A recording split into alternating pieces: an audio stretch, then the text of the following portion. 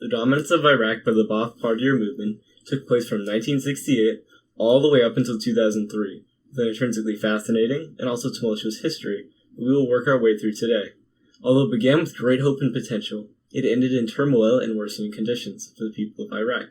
The Ba'ath got into power through a coup, remembered as the July 17th Revolution, and it was peaceful as no one died, with the president, Abdul Rahman Arif, being replaced by Ahmed Hassan al-Bakr.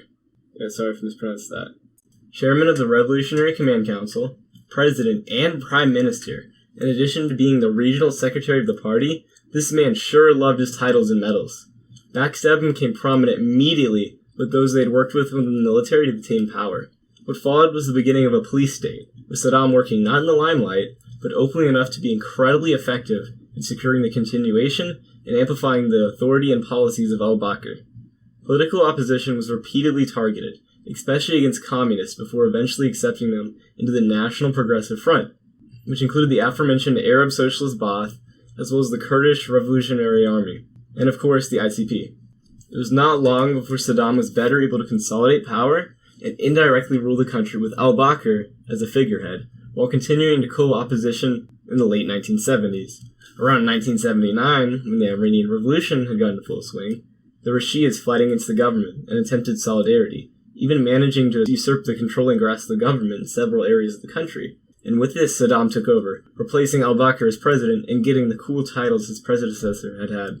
With the new official titles as his name, he wiped out his political enemies within the party, without a second thought. He made a cult of personality, beginning an enormous propaganda campaign before initiating the Iraq-Iran war that has been well covered on YouTube. With Saddam successfully advancing into Iran, while it was in a state of civil unrest, with Iran uniting against the Iraqis and pushing into Iraq, that reversal happened, where Iraq just pushed back into Iran about to where the original border was, and then a ceasefire was signed, with both sides saying they won, as a nationalist victory.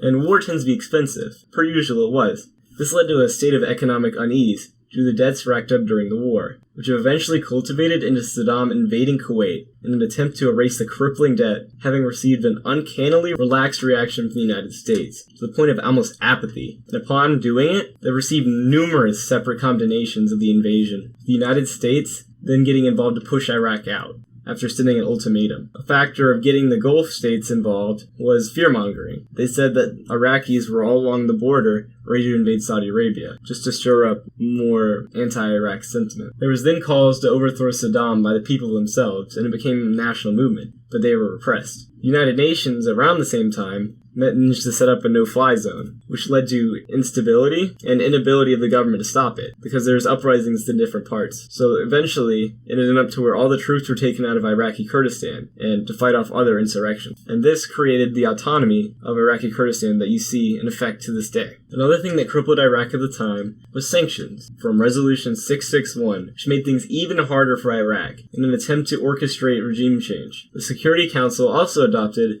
Resolution 688, which stated that Iraq had to allow access for international humanitarian organizations and report openly about government repression. A couple years later, the UN, with intense pressure from the US following 9/11, proclaimed that Iraq had failed to meet its obligation, eventually being implemented in a series of excuses to illegally invade, despite the UN then and later deeming that it was illegal, according to the UN Charter. At the time of the invasion, the word illegal was not used until after it already happened. With the Ba'ath Party gone, things in terms of the economy were not improving. In 2000, the standard of living was estimated to be $1,000, less than half of what it was in 1990 in Iraq. That's from Robert Litwack in Regime Change, U.S. Strategy Through the Prism of 9/11. Sorry for mispronunciations. Before the 1980 Iraqi-Iranian War, Iraq was a middle-income and rapidly developing country with a well-developed health system. The 8-year Iran-Iraq War was followed by the Kuwait invasion in 1990, and then the Second Gulf War in 1991, resulting in 13 years of severe UN sanctions. The U.S.-British coalition military invasion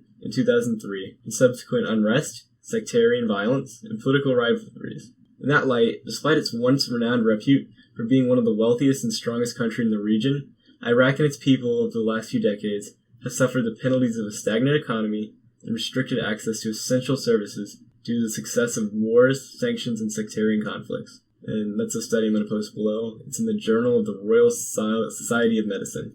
And yeah, next video I make will be about more anarchism.